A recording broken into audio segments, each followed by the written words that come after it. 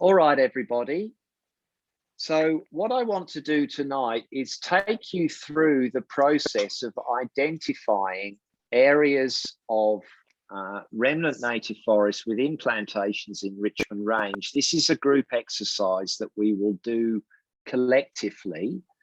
And I just want to show you some of the tricks of the trade and some of the pitfalls as you go through the process of identifying remnant native forest within our plantation areas.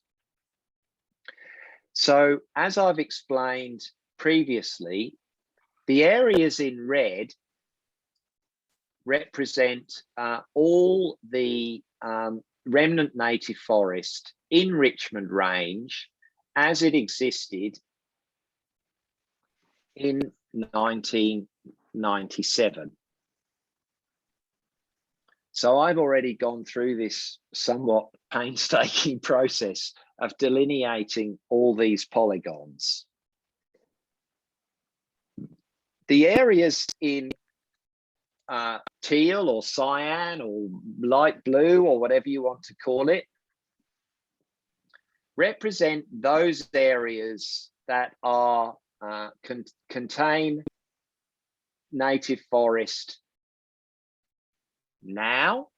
So these are areas of cleared land that have regrown and now contain native forest, and I contend must be protected because they are quite clearly not plantation. So within the plantation boundary, these have significant biodiversity value. The areas in yellow are those areas that were also not plantation in 2006.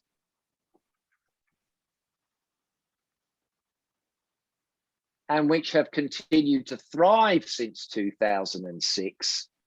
And the reason I'm using the 2006 date is because under the Australian Forestry Standard, areas that were converted to plantation after 2006 are not eligible for certification. So this area, or for example over here, this area should not be certified as Australian Forestry Standard timber because in 2006 it was native. So to take it now and sell it under the AFS brand, the Australian Forestry Standard brand, would be to engage in false and misleading advertising to the market about claims you're making under your certification, because this is not plantation and it's not allowed to be certified under the Australian Forestry Standard, according to the Australian Forestry Standard rules. The fact that it may be is another matter, and that's the fact that this certification scheme may be dodgy. And that is something that we, as people who are concerned about having credible and legitimate environmental standards, may need to get active about. But that's the reason for the three colours. And what I'm wanting us to do over this week and next week is divide ourselves into the red team, the blue team, and the yellow team, and to track the land use change within these delineated areas over time, so we can either include them or discount them as being remnant native forest today, so that when we go and do our ground truthing in Richmond Range eventually, either before or after the logging, we will be able to determine for ourselves what has happened to those areas of forest.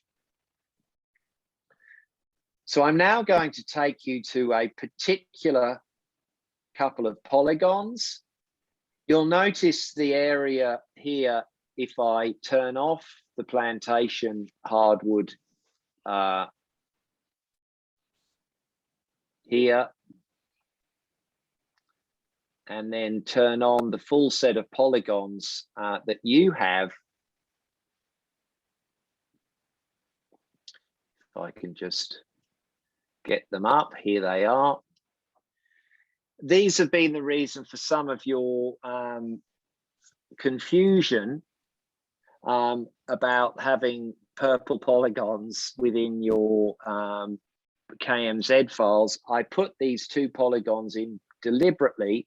These are the data sets from the plantation hardwood shape files. I just copied and pasted them and put them into that KMZ file because I was hoping to do some ground truthing with one of the FSC certified companies that is now collaborating with us over ensuring sustainable forestry. So that's why I copied them in there. I'm sorry if they've confused some people, but I'm turning them off now. And I'm going to turn on the main hardwood plantation resource unit shapefiles. And there they are back again. So let's look at this particular area of forest. This was clearly forest within the agricultural landscape that had survived before or just before this plantation was created. So I'm now going to turn off this image, this rectified image. This is geographically correct from 1997, the year before the plantation was established. In 1998, as we can see from the metadata inside the plantation areas. I'll turn it off. And here is that area in a not particularly great image in 2018. But you can see from the general structure inside that polygon and in the one adjacent to it, just by looking at the canopy, that this is different from that. In terms of the canopy, it's much larger. And in terms of the orientation of the trees, it's much more messy or natural. Whereas over here, you can see a series of basically straight lines across the landscape.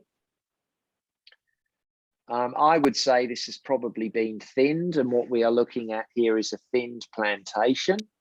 But I guess the point I'm trying to make is this looks a lot more like that than it does this stuff in the middle. This is pure native. This is remnant. This is plantation. It's a pretty clear-cut case. So let's go back in time. And I'm going to go in reverse. I'll start in 22, 18, 2016. Here you can see again some straight lines and smaller canopy trees within the plantation area. Not really in here. There is a little bit of light green here, but this is possibly a wetland or an area within this polygon. But it's, again, it doesn't have the straight lines of a plantation. Here, this is a slightly different visualization, but again, relatively different from the area to the right. Ditto in 2013. Here you can see the clustered canopies of plantation trees, not in here. And so on, until we get to 2011, which is probably the most definitive area for this part of Richmond Range. You can clearly see the plantations in context. And you can clearly see that this is not a plantation. There's possibly some rows up here. So there's been potentially some incursion up here. You can see a continuation here. But the vast majority of this polygon is clearly native.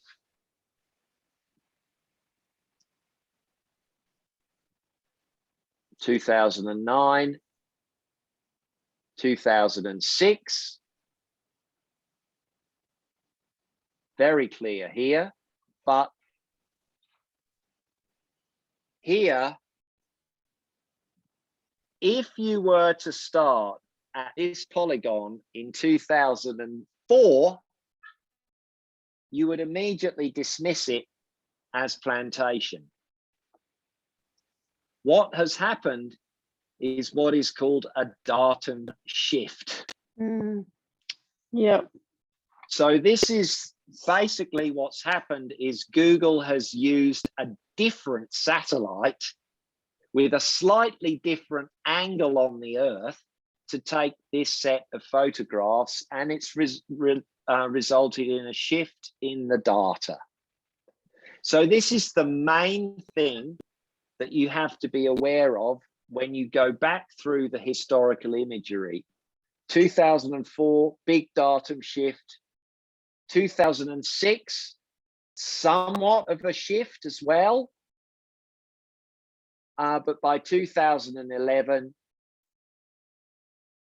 you've probably got the best visualization that you can find. So you need to find the best visualization.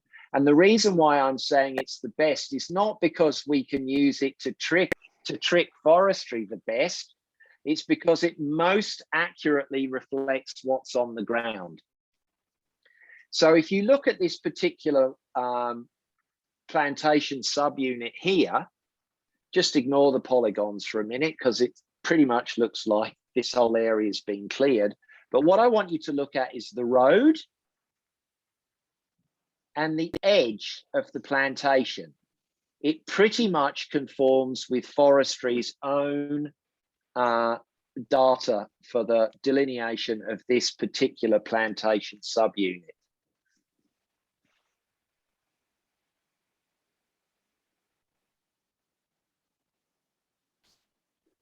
Now, if we go back to 2009, again, you can see that the plantation is delineated by the boundary and the road is pretty much the road. But when you go back to 2006, you can see that there is a distance between the edge of the plantation here and the road. So there has been a slight datum shift here of about 5 meters or so. Here's the scale down in the bottom. And then again, when we go back to 2004,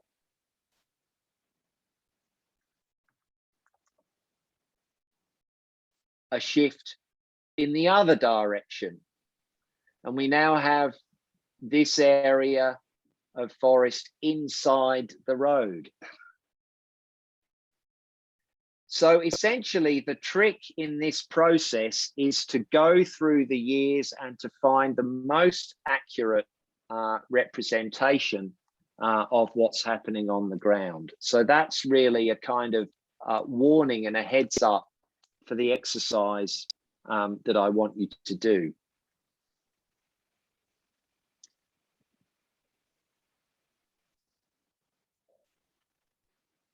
And so now I would like us as a group to divide into teams of 3. So we have, as I say, a red team, a blue team, and a yellow team. And I'd like us, if we can, to go through those different polygons and see if they still exist. In the case of this area down here, here it is in this particular little polygon in 1997.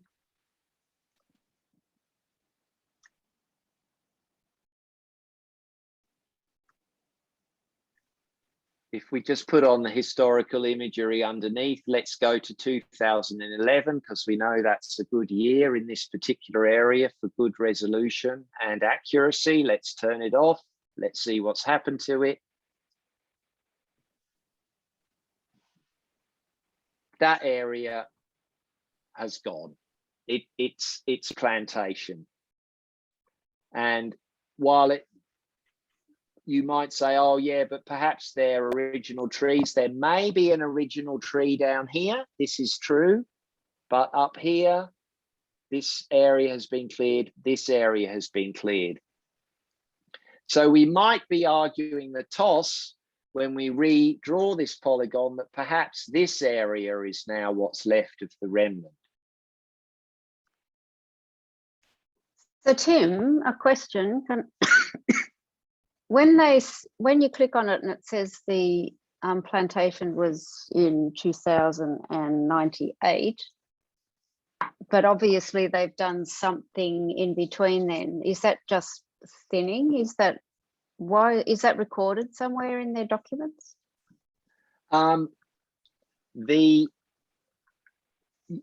Yes, the thinning is, so you'd have to go through the historical records. That is quite fiddly. But yes, essentially, if we wanted to chase this down to absolute exhaustion, that is what we would do. Right. But the issue here essentially is what the data is telling you is that is the age class. So sure, here it says age class. So it's an age class from 1998. So a thinning doesn't affect the age class. Sure, yeah. What affects the age class is when an area is completely cleared. So for example, if we go just down here to Balangara,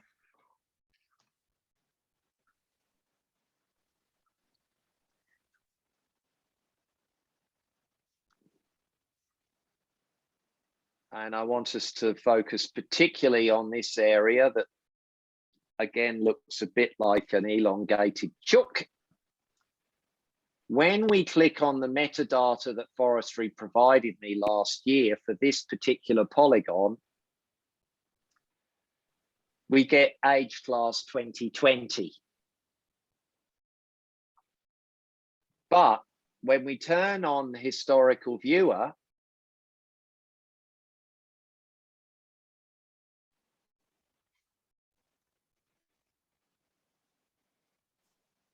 by the time we get to 2019, there's forest there. Mm.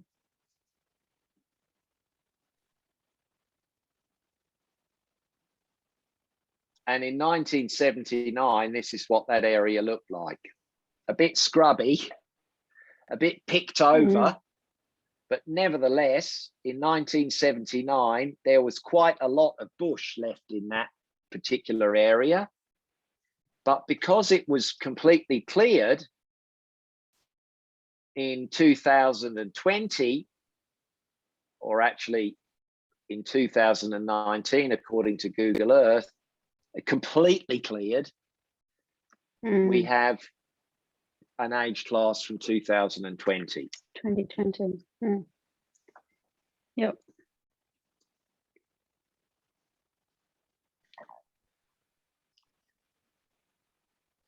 So given the amount of time we have left, at this stage, I would like to probably go in more detail into doing this area with you next week, but I would like to just see who's interested in being red, blue, or yellow, and then let me help you if you have difficulties along the way. So at this stage, let's just break ourselves down into groups, and then next week, let's go through this in more detail.